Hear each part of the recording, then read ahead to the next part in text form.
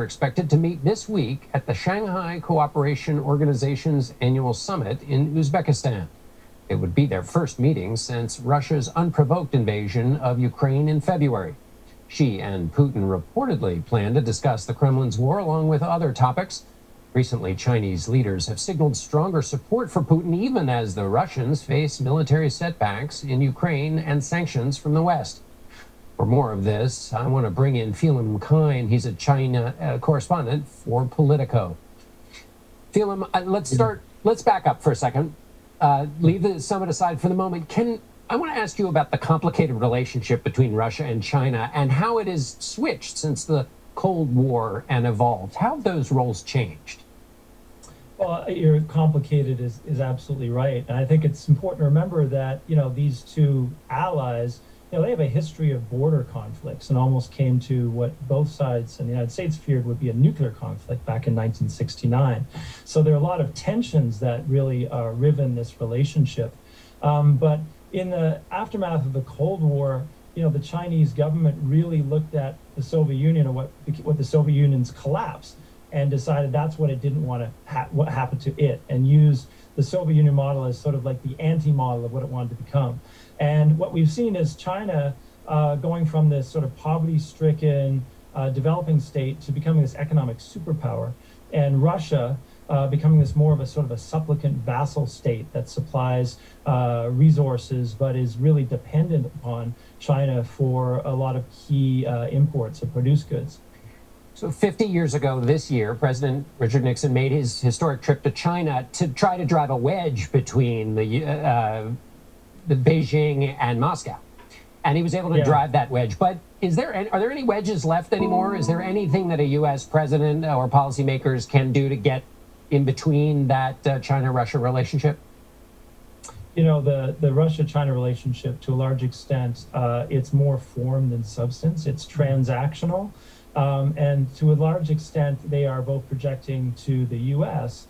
that they have options, that they are an alternative power to the U.S. And it's very much in line with the Chinese government's and Xi Jinping's belief that the U.S., that Western liberal democracy led by the U.S. is in terminal decline, and that China is going to take its rightful place as the leading superpower in the world in the coming decades. And so it needs China, and Xi Jinping really wants and needs to cultivate this perception, this narrative that other powers want to cater to China. So this moment, or these moments that we're going to see in Samarkand in Uzbekistan, where Xi meets with Xi Jinping, she's going to milk that as this once very powerful state that threatened China's existence in the 1960s is now seeking China's favors and trade and military support, which China just won't provide. So on the one hand, Putin and Xi Jinping are in sync in terms of both being on the other side of the West. On the other hand, the relationship you just described seems to be one in which Putin is the younger partner, the supplicant in a way, and that doesn't seem to be the kind of thing that Vladimir Putin would cotton to. Yeah, no, you're right. I'm sure it's very uncomfortable for Vladimir Putin, but he's put himself in this position. He is going into this meeting with Xi Jinping, essentially looking like he's losing the war in Ukraine, or at least it's going very badly. The Russian economy is tanking, and he needs China. He needs China's support, and this is something he just can't get around. And of course, for Xi Jinping, this is a moment of great satisfaction in which he can exude this sort of implacable,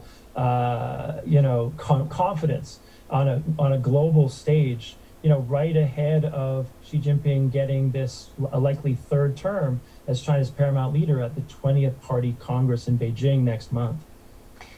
One of the ideas or theories of globalism was that interconnected economic relationships would create a more peaceful world. That seems to be on the run, that theory. Is there a new way that you think about relationships like this one and the order that emerged from the crumbling of globalism? I think the growing consensus is that in the aftermath of the Cold War and the creation of, for example, the World Trade Organization, this idea that trade and open economic ties could lead to a greater growth of liberal democracy. This was like the basis of like Francis Fukuyama's The End of History. And I think that what we've seen with regards to China, at least, is that China took full advantage of an open trading system, took full advantage of access to the financing that Western liberal democracies could supply it, but reinvented itself as a powerful economic, but still an authoritarian state that denies basic rights and freedoms to its people. All right, feeling kind. Thanks so much from Politico. Thank you. Thanks.